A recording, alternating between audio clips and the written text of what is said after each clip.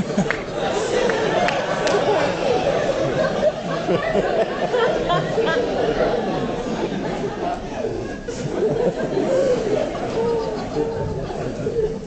mean, to be fair, the photographer only had seconds, you know, to decide whether to include the top of my head or the top of these bald fuckers down here.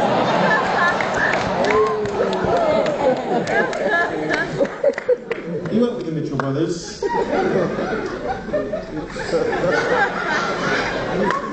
This is not infrequent. This happens quite a lot.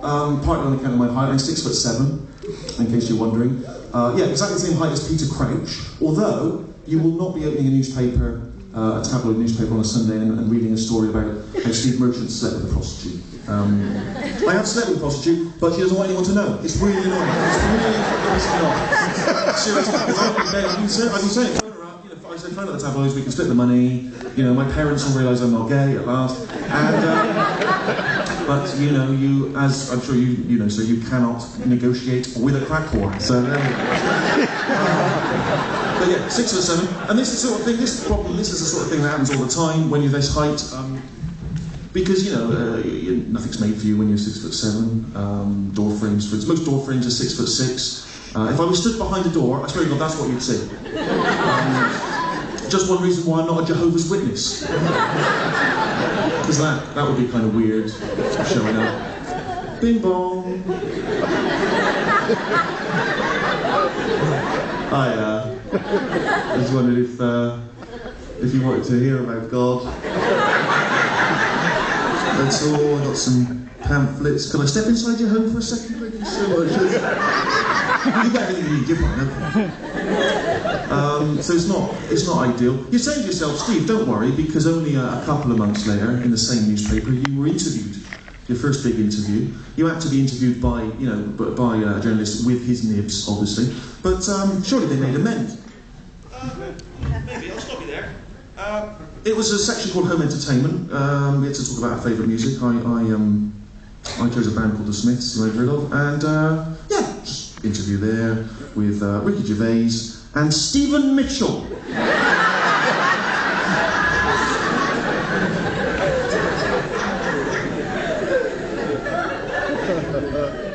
Not a problem though, because it's probably a glowing interview, isn't it, Steve? You're saying? It doesn't matter what you do either. Adds Mitchell, whose towering stature and wide-mouthed grin makes him look like an elongated Cheshire cat. Surely if you're going to slag me off, you've got to get my name right. That's got to be one of the rules. You may have seen when the Daily Mail slagged me off. They got my name right when they described me. I was spotted in a pub dancing, and they said I looked, and I quote, like a giant albatross balancing on stilts. Yeah. Quite a compliment, I think you'll agree. A majestic albatross that has mastered the art of stilt walking. Breathtaking. I think we all like to see that on Britain's Got Talent. Anyway, so, as you can imagine, I'm quite the catch. But if you are a lady out there who's interested, maybe you aren't a lady yourself, but you've got maybe an attractive sister, or you know, or mother who's perhaps available. Maybe your father's passed away. As I say, I'm not going to rush into anything. I've got quite a list of criteria. An important thing for me straight away is equality. I'm all about equality of the sexes. For instance, you know, I remember years ago, it was often a tradition that if you went on a date with a lady, you know, the gentleman would be obligated to pay. And I think we've reached a point where that's not always the case. And that's, well, no, I'm all about equality. I was on a date with a girl, and the bill came, and she reached for her purse, and she said 50-50. And I went, no, don't be silly. You had a lot more to eat than me. It's more like 70-30, to be honest. So, equality is important. I'm not a stingy man, though. Let me make that clear now, because I can see some people sort of wondering if I'm stingy. No. Here's a good example. My sister actually got married recently, which was one of the reasons why I was thinking about a wife. And my sister came to me and she said, you know, Steve, would you contribute to the wedding? Would you maybe, you know, maybe pay and help with, say, the marquee? And I did, not a problem. Straight away, not an issue. 1,500 quid, boom, wrote the cheque, straight to her. I said, pay me back when you can. Do you know what I mean? It was, you know, it was a special day. It was a special day, and that's generous because her bloke is a teacher, so he's not going to be able to pay that back quickly. So that's the kind of generous guy I am. But it's not until you're invested in a wedding that I don't know if any people here are married. It's not until you're invested in a wedding that you realise just how costly the whole affair is, and everything you suddenly become very aware of. Like, for instance, I remember we were there, and the vicar said, if there's any reason why these two people shouldn't be joined in matrimony, speak now or forever hold your peace. And I want to go, whoa, no, we're not stopping the wedding now. I paid for the fucking marquee. It's 1,500 quid I'm not getting back. There's no refunds on that deposit. This question should have gone out with the fucking invitations. What are you doing? And who's that for? Why are we leaving that question until that late in the day? Who's that for? Is it for people who are just really forgetful? There's a reason why the people shouldn't be joining matrimony. Speak now, forever hold your peace. Oh yeah, no, sorry, fuck, yes, sorry, yes, no, the bride and groom are brother and sister. Sorry. It's no fault, sorry. Do we still get cake? What's the... And why is it speak now or forever hold your peace? Forever hold your peace. What if you've got information, but you've got to the church late? You've got, vicar, God, we better stop the wedding because I just found out that the groom is a paedophile. Oh, is he? Oh, sorry. No, I think we should stop the wedding because he's a paedophile. Yeah, I've already done the service now though. So I'm afraid you're going to have to forever hold your peace on that one. Well, I can't spend the rest of my life knowing someone's a paedophile and not say anything. The Pope can do it. There's no time for jokes. So I've had some experience of weddings. Yes, it's a generous man, generous to a fault. But as I said, a couple of criteria. One, you will not, if you want a piece of Steve, you will not eat popcorn in the cinema. All right, it's a very basic Steve rule. It's a chance that we have to go on some dates first before we get married, and it just drives me mad. I just thought I'd clear this up now. It drives me insane. I don't understand why. I don't even understand why they're serving popcorn in the cinema. It's one of the noisiest foods known to man. They're serving fucking nachos as well now. I don't know what's going. Bring in some walnuts and a walnut cracker. It's absurd. Like, you don't get this at other art forms. I'm trying to listen. You don't go to a piano recital and some twats frying up some bacon at the side of the stage. Even before you come out, for God's sake. I'll tell you when the first time I saw it. This is where the first time I saw it. I went to see that film Philadelphia. Do you remember that beautiful film Philadelphia with Tom Hanks? Right. I was there and I was watching that film, and there was a fella and he was eating popcorn during Philadelphia. It's not appropriate. If the bloke whose life story that was, right, who was a real guy, if he was a mate of yours and he was telling you about that, you wouldn't be eating popcorn. Got a bit of bad news. Firstly, I'm gay, and I got AIDS.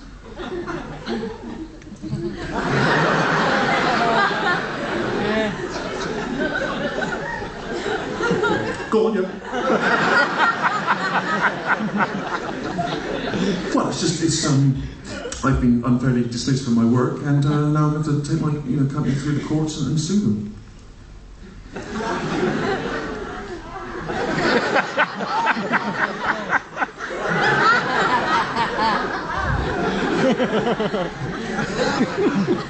And ultimately, it's incurable, so I will die.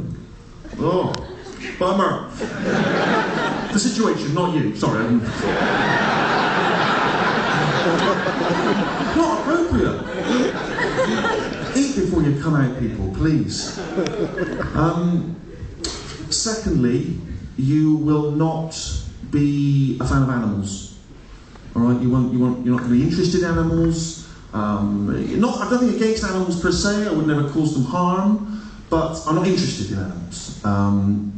Animals. It's a derogatory term. Look at that guy, he's eating like an animal. Stop behaving like that, you're an animal. It's not a good thing. The gentleman who I work with, I'm not going to name his the gentleman I work with, you know who he is. I'm not going to name him.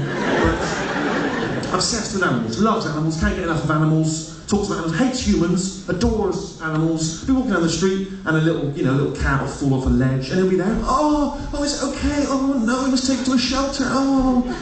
Whereas the time that I walked into the side of a bus shelter and broke my glasses, he was in hysterics. Couldn't care less. I'm walking down the street with him and someone will come by with a dog and he'll go, oh, who's this? This is Max. Hello Max, say hello to Max. Here's Max. Don't need to know a dog's name. Never going to be in a situation where I need to know a dog's name. Never going to be at a party introducing people. This is John, Carol, this is Bob, this is... Oh, fuck. See that dog over there? I've met him before, but... I can't remember his name. No, the one in his bollocks, I think he works in finance, I'm not sure. It's not an issue.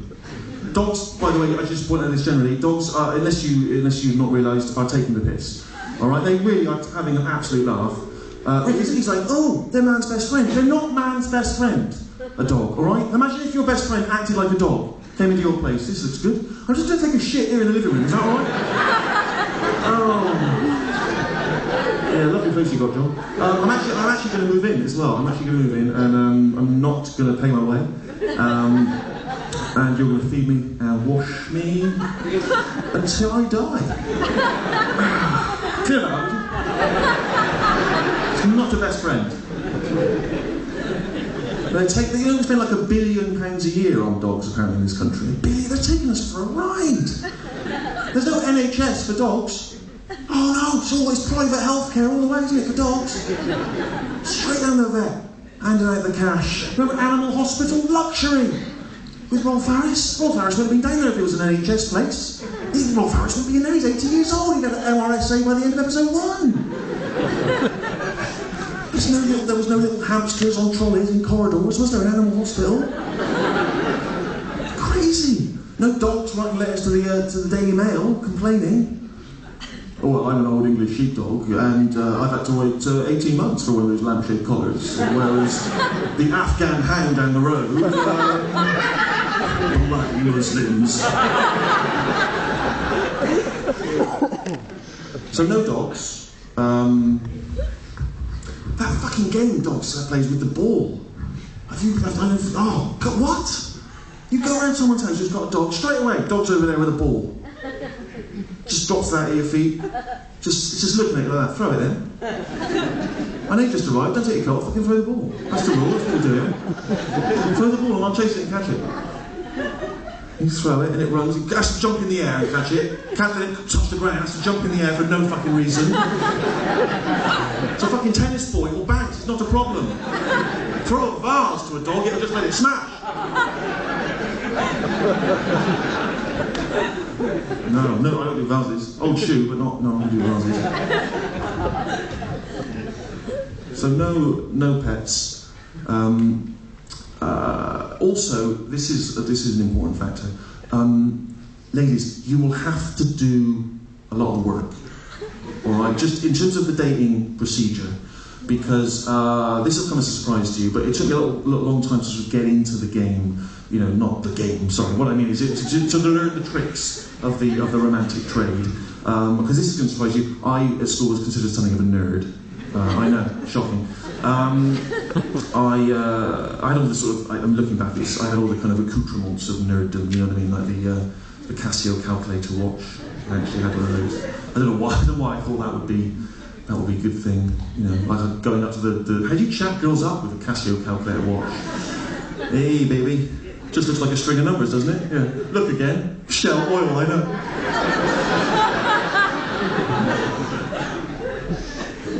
Remember a girl, I didn't even know what nerd was. I remember a girl saying, Steve, you're a nerd. And I remember saying, how am I a nerd? I'm the only person in sixth form who's got a Blue Peter badge.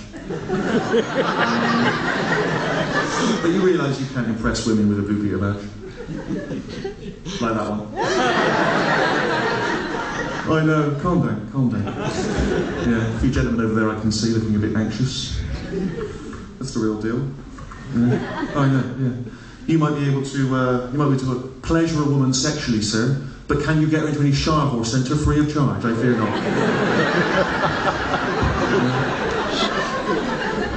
You might know where the clitoris is. What about the fetlock? Just above the hoof. See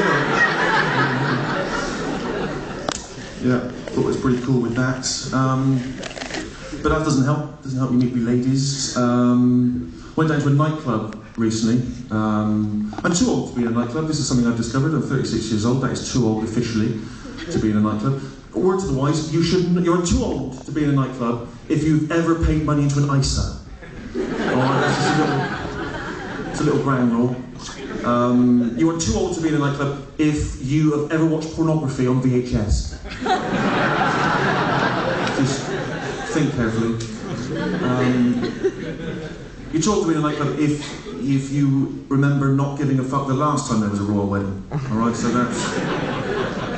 And so I approached this nightclub and I thought, to be honest with you, I thought the bouncers would whisk me into some kind of VIP area. Didn't know who I was. Bouncers never have any idea who I am. Do they not have televisions in prison? For Christ's sake? And I could tell you didn't want me in there. Do you know what I mean? Bouncers never want me in nightclubs. Bouncers, people who run nightclubs, they want people going into nightclubs who look like they're going to provide glamour, not IT support.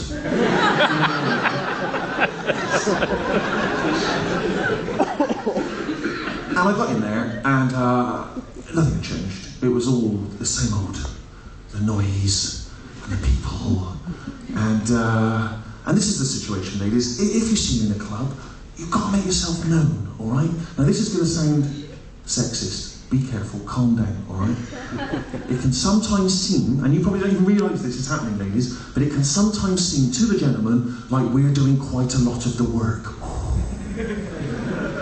Let me explain, calm down, let me explain. Generally speaking, as a fella, it can seem like we're the one who's got to go up to you in the club, excuse me, can I buy you a drink, pay for that? Not a problem, fine, happy to do it, not an issue, more than happy. We've got to make conversation with you, pretend to be interested, that's all fine. And then maybe we ask for your phone number, give you a call, and then we've got to take you out maybe to an event like tonight. Maybe this goes on for a number of weeks, maybe to the theatre, to a restaurant, pay for that. That's not fine, not an issue. Good, no, happy to do it, absolutely fine. We do this, number of meals.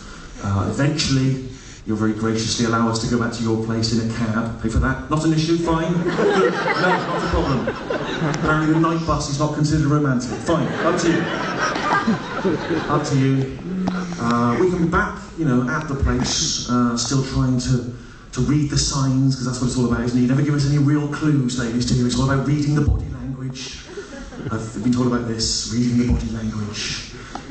If you stroke a gentleman's arm, apparently that means something, or if you put your hair behind your ear. That's not a sign. Because that could just be you putting your hair behind your ear. I need a little bit more than that. Alright, something like that. Deal. If you could provide that. That one I can interpret. And a number of times I've gone in for the kiss. I've gone in for that, and then the girl's been like, oh no, sorry. Sorry, no, you've misinterpreted.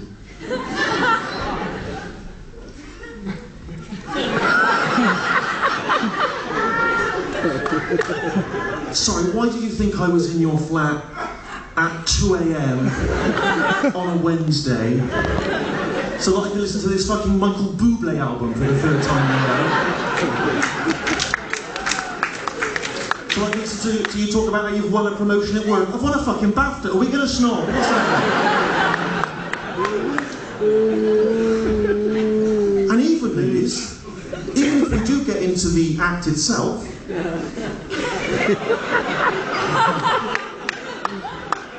you'll see what I'm doing there. Where's the fella? Where's the fella? He's literally putting his back into it, isn't he?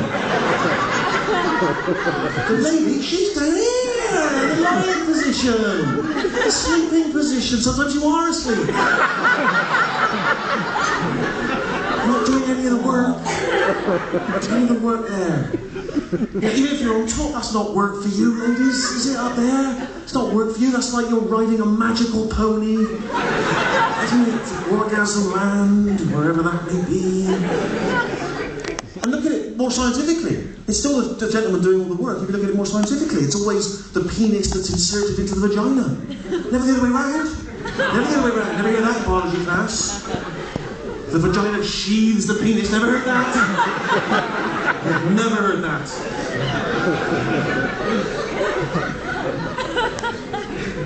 The labium envelops the member. Never been heard. The sperm fertilizes the egg. The egg doing nothing. The egg just sat there.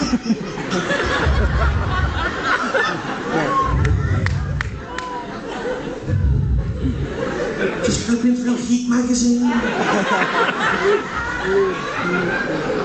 Watching it swimming. What's the sperm doing? He's having a bloody nightmare. He's got to run the equivalent of miles. It's like a bloody Great North Run for him. Hordes of other sperm, some in fancy dress, not taking it seriously.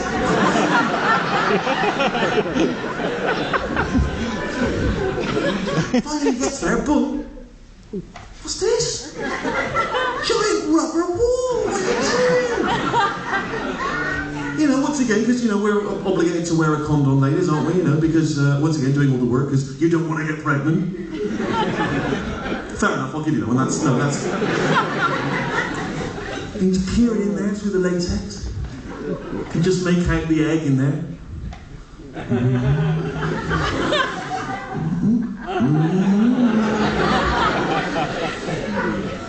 And you've got the audacity, ladies, to say, oh, you know, we just rolled over and went to sleep. Of course we did, we're fucking knackered! At a biological level. If you're going to complain, please, get involved. Yeah? Oh, take me to heaven and back. Let's take a fucking Nando's. Let's see more money. Third change.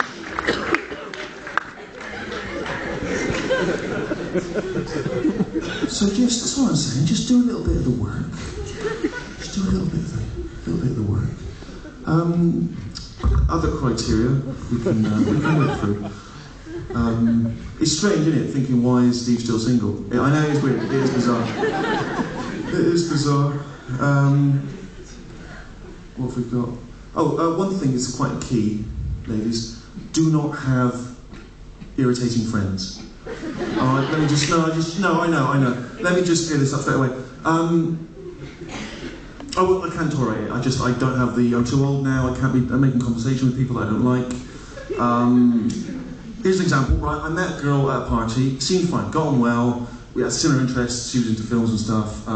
She said she liked art. I said there was a big Picasso exhibition at the Tate Modern. I said, I'll buy tickets. She said, great. Did I bollocks?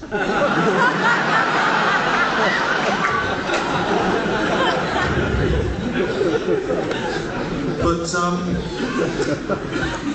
so we go for this, we go for a few dates, and then we go for this meal with some of her friends, and, I don't know what the word is that I'm looking for. Cunt? It could be cunts. I don't know. I'm not sure. I don't want to speak out of line. They were too posh. They were, you know, I mean, there's nothing wrong with posh people, but this guy was too posh. It appeared to say nothing else but, oh no, totally. Oh really? Oh no, totally. That was as far as I could tell all he said during the entire evening. Oh no, the other thing he said, now bear in mind, one thing I should point out, sometimes when I'm doing a gig, obviously I arrive at a dinner event late.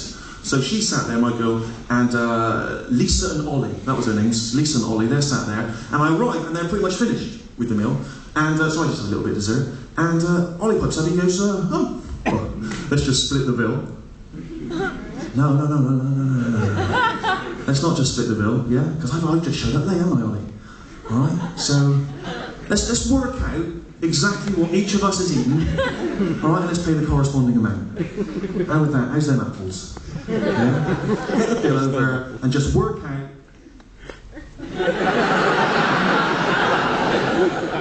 exactly how much we... just in case this is something you should just... Quick sidebar, if you do get on a date with Steve, I will not tolerate this, let's just split the bill. It drives me mad when this started happening. When I was a student, we never did this. We paid exactly how much we'd eaten. It was crazy. I wouldn't be surprised. I sometimes wonder if that is the reason that Judas betrayed Jesus after the Last Supper. I wouldn't be surprised. I would not be surprised. You know how annoying it makes me fucking pissed off. And he's been traipsing around the bloody Holy Land, carrying the bags probably, you know, Jesus getting all the fun. Probably on it's the Last Supper, obviously. The Last Supper. Jesus is like, normally it's quite a cheap night with Jesus, isn't it? You know, the wine waiter comes over, any wine for the table? Jesus is like, oh no, just bring us a couple of bottles of water. Yeah. All the disciples are high-fiving because they know what's coming. But the Last Supper, of course, having a massive blowout, naturally. Lobster, going berserk, you know, pate. Bill comes, you know, Judas is looking at. Meanwhile, Jesus piping up. Oh, after tonight, one of you will betray me for 30 pieces of silver. Judas probably looking at the bill going, one of us is going to need to betray you for 30. Look at this! Look at oysters! You know, all the rest of the disciples, obviously, just going, oh no, let's just split the bill. It's just creeping to the big man. Particularly Matthew, Mark, Luke and John, who've just signed a lucrative book deal.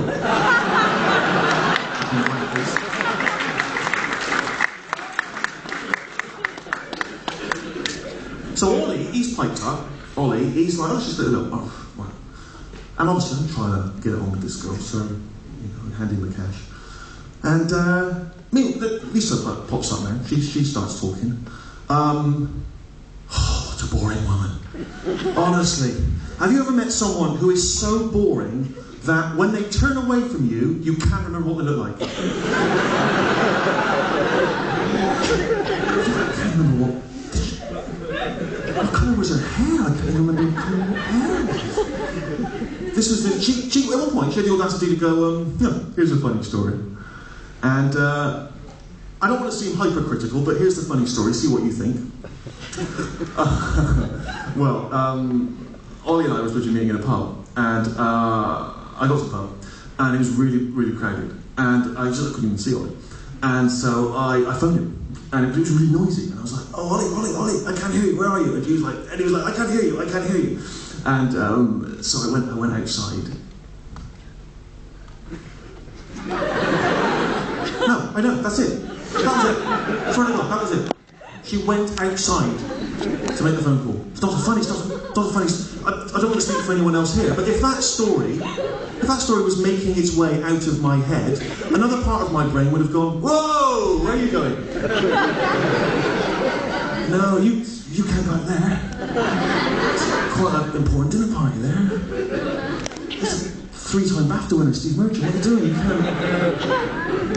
Whereas her brain went, oh, are you that story at the pub? Fucking love you. Oh, you're amazing. You're amazing. You go where nothing happens. Oh, yeah. Can I get a picture? Oh, that is brilliant, yeah. Have a good one. Off you go. Oh. So she's whittering on about this. And then Ollie, he pipes up and he goes, I've seen some of your TV sitcoms. Not my cup of tea. If I'm honest. It's just, I don't know. Just not. Here's where you're going wrong. There's not much story. And I'm thinking, yeah, because you fucking know about story, you know, being married to Charles fucking Dickens here. There's not much story. He said, here's the weirdest thing, I saw you interviewed once on the 6 o'clock news. The 6 o'clock news is a bit much, isn't it? It's only a sitcom. Interviewed on the 6 o'clock news, come on, a bit much. And you know when you say something and you mean it to be funny and charming, and it comes out mean? That's what happened next, where I said, well, at least I've been on the 6 o'clock news. The only way you're getting on the 6 o'clock news is if her body's found in a bin. Yeah. No, I know.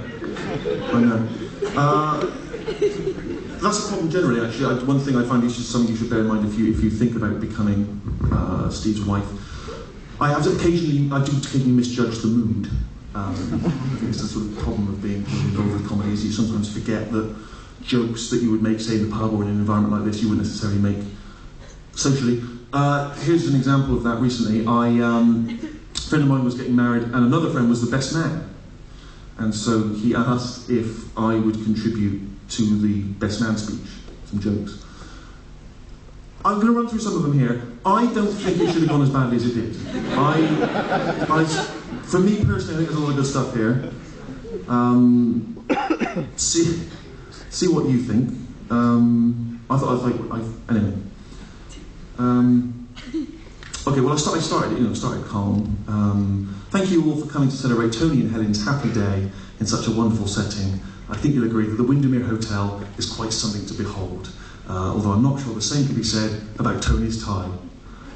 Exactly, because Tony, you wouldn't to know, but Tony always wears terrible ties. So a little early dig at Tony's tie. So you weren't to know, don't worry. But on the day, it's fine, it went great. Tony, by the way, the groom is only about 5'4", so bear that in mind. This speech is going to be very short, which brings me to the groom. Alright, good, sorry. I know what you're thinking. If I'm the best man, why is Helen marrying Tony? Well, I didn't get her pregnant.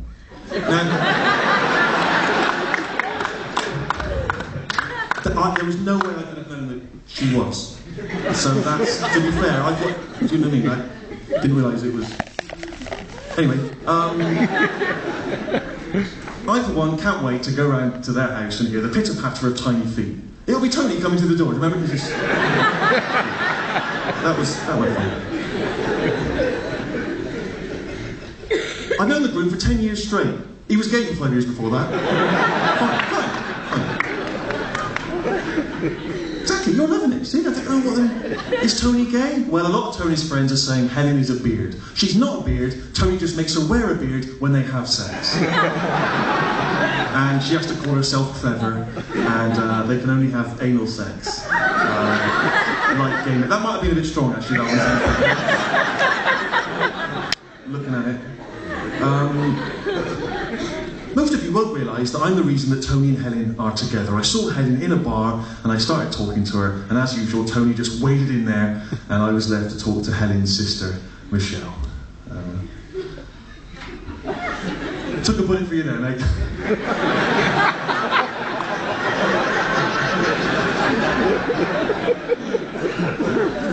Took a big, old annoying bullet for you there. Tony and Helen want me to thank everyone who helped them today, including Michelle, Irene and Cliff, Tom and Bridget and the Maids of Honour. Also a big thank you to the man who paid for all these lovely flowers, Uncle Peter. Who can't be here today, obviously, because of those pictures they found on his computer. Which reminds me, don't the children look lovely? Just me in the bridesmaids' dresses, but again. Now, we've all heard the traditional saying that if you want to know what your wife will look like when she's older, then look at her mother. And I'm sure you'll agree that Helen's mum is still quite the looker. Sadly, of course, Helen is adopted. So we haven't learned anything. Her real mother might be an absolute munter. That's where the father and bride stopped the speech, actually, if I'm honest. But as I say, you know what I mean. I think it's about judging the mood. I actually got, I don't say got thrown out of a wedding, but I certainly got. I wouldn't say thrown out, but I had to make some serious apologies at a wedding once. I was at, you know how like sometimes you go to a wedding and they stick you on a table with people who you don't know, which I'd rather be with my friends. Thank you. I don't need to mingle. I don't need to meet new people. I'm 36, got sufficient number of friends over there. Don't need to meet new people. And I was at this wedding and I was assured that I'd be on the table with all the attractive single women, but no, I was stuck on some table with two stupid cousins. You know what I mean? Like properly. Like one of them was telling me how she'd read a novel by Kerry Katona.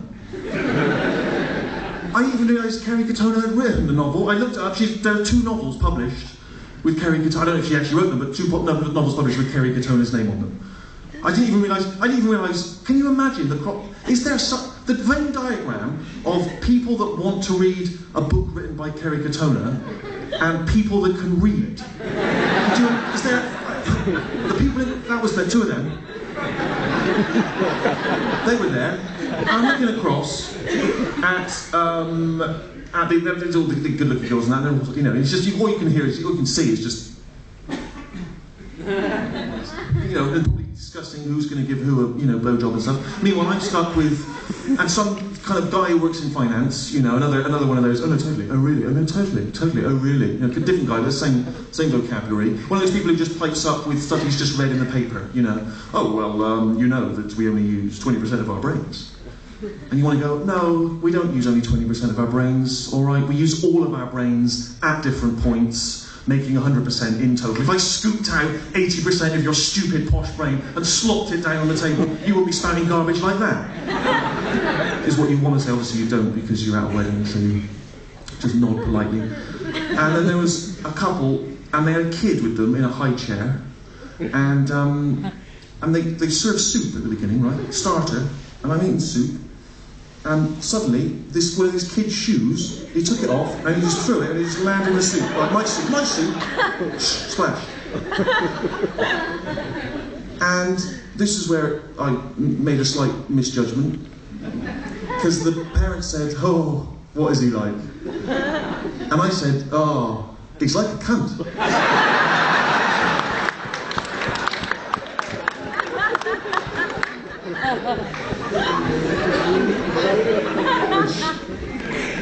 That didn't go well. So just all I'm saying is that's something to be aware of, as I do sometimes misjudge the situation. But I'm not intolerant about irrational things. There are certain things which, like for instance, this is something else. If you are thinking of dating Steve, chances are there's going to be a lot of texting going on. This seems to be the way of dating now. Just a lot of texting. Again, reading between the lines, ladies. Don't give us any obvious clues. Just read between the lines. We've got to figure it all out.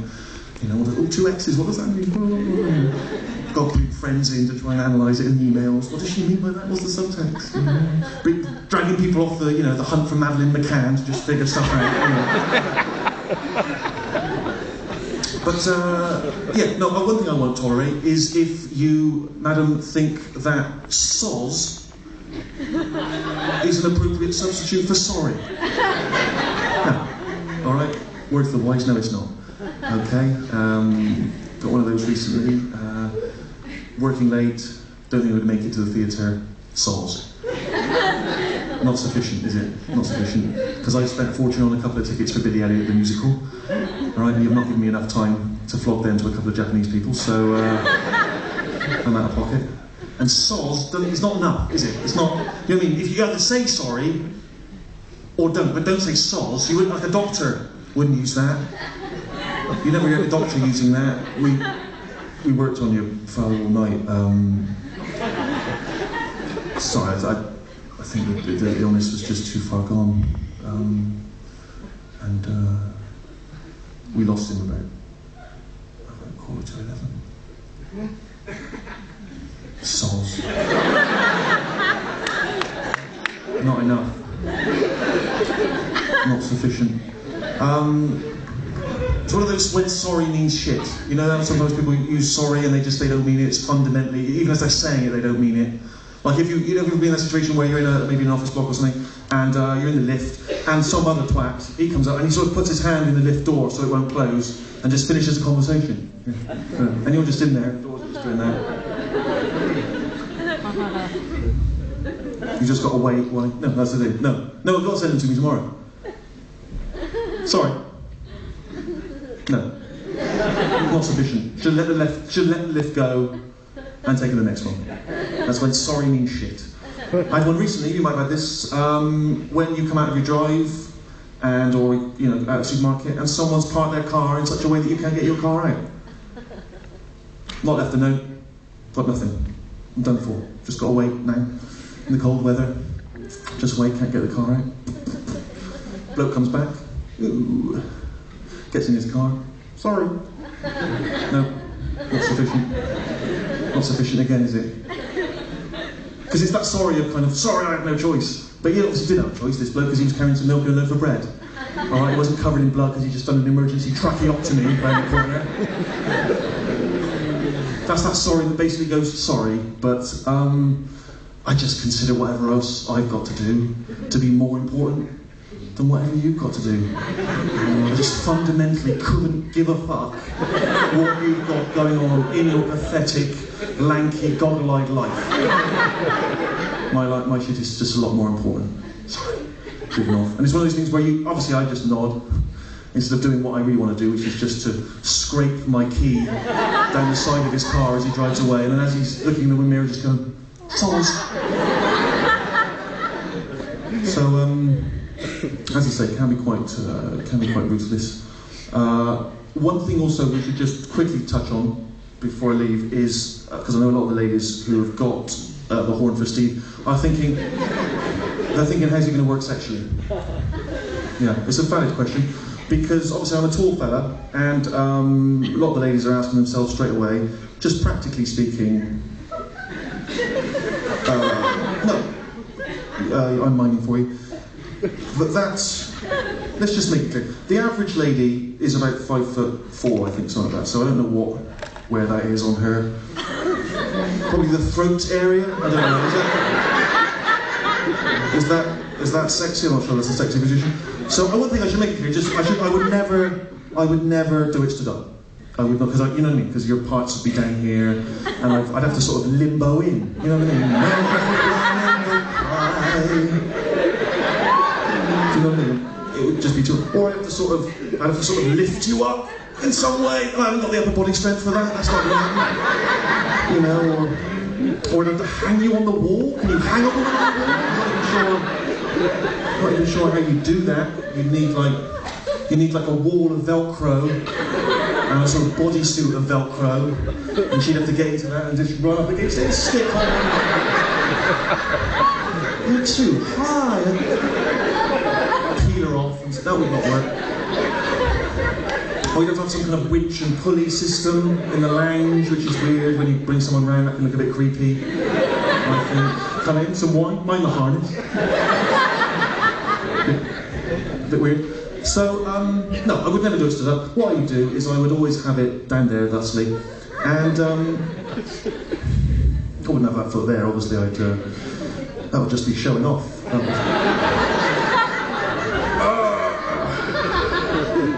You enjoy that, love? You knock yourself out? I'm just going to finish some artexing. Get that done. No, I wouldn't do that. What I'd do is I would do it in the usual manner, ba-dum-bum-bum, like this. Now, straight away, you're asking yourself, there's a problem, Steve. And you're absolutely right. Because of the old glasses, isn't it? It's the old glasses. Because there's a danger that, you know, we're getting down to it, getting excited, and we could roll off the bed, crash, get on the top of me, smash, glasses broken, and then there's that difficult question, you know, of who's going to pay for them. So, perfectly valid. But you don't want to be discussing money when you are inside a woman. That is just discuss a Steve rule, it's an old Steve rule. Don't be discussing invoices. Post-penetration, don't be discussing invoices. So, what I do, don't panic ladies, what I do is I keep you occupied. You know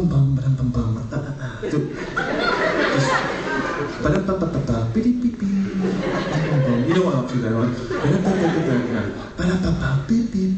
Don't try and memorise, this is Steve's technique, don't try and learn it, use it yourself.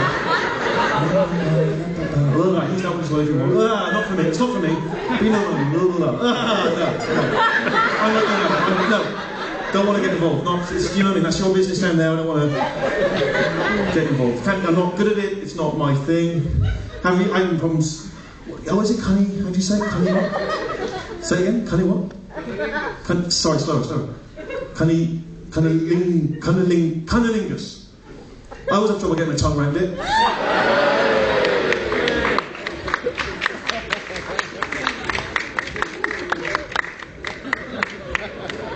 Use that one, lads. Take that one, have that. Take it, use it. Take it at work. Make your friends laugh with that one. Lads, be careful where you're going to use that joke. If you are going to use it at work with your mates. Don't use it when you're actually performing the act. On a lady, word to the wise. No lady wants to see that. You down there.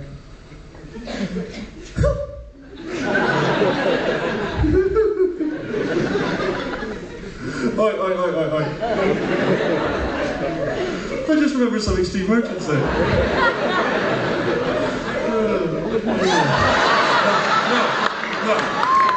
No. Definitely not. No one wants to see that. Keep her occupied. Any way you want, any way you see fit. Pop on a Sex and the City DVD if that's easier. It's up to you. It's up to you.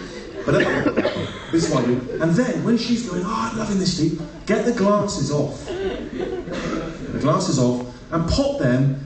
Do what, I mean, you can use what I do. What I do is I keep a Tupperware box underneath the bed. Good idea. Good idea. And you just pop that in there then, just pop the glasses in the Tupperware box, and then if you do fall off, you know, even if she's a bigger lady, you can land safely on the Tupperware, it's very sturdy, and your glasses are fine, don't worry. Don't worry. But, a new concern, new problem, can't see anything. Honestly, terrible. Really, that's really where things come into vision for me.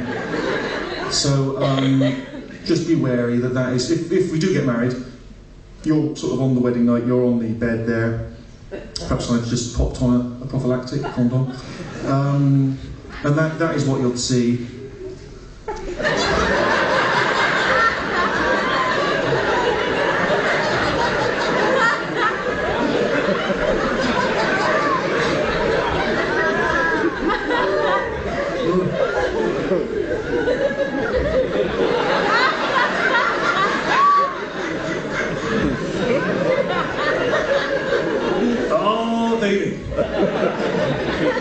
I'm going to do things to you that you wouldn't believe. Just as soon as you whistle.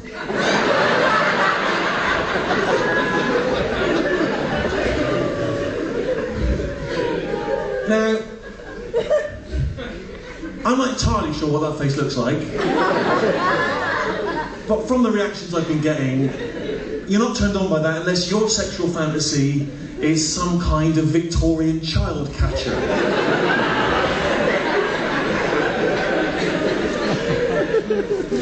Hello, my pretty. So, just factor that in, just bear that in mind, that's what you've got to look forward to on the wedding night.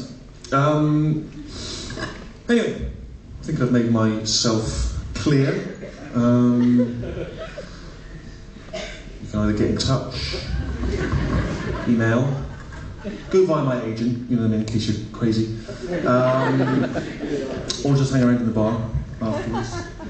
And as I say, make yourself known, yeah? If you're going to come up to me, be direct.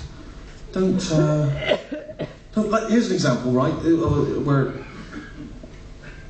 it was New Year a couple of years ago, right, and I was down in Trafalgar Square, you know, where it gets crazy down there at New Year, and there was a girl across the way, right? She was giving me the eye. And I was thinking, here we go. Ding dong. Happy New Year. I was with my friends, I was like, just give Steve a little bit of room, alright, let him work his magic. And this girl came across the sort of Trafalgar Square towards me, and she came up to me and she said, excuse me, are you going to be here for a while? I said, yes I am.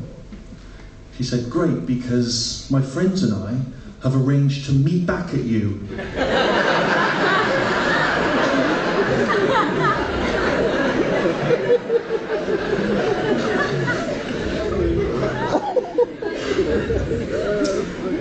So make it obvious. Be clear. Thanks for listening, guys. I appreciate it. Thank you very much.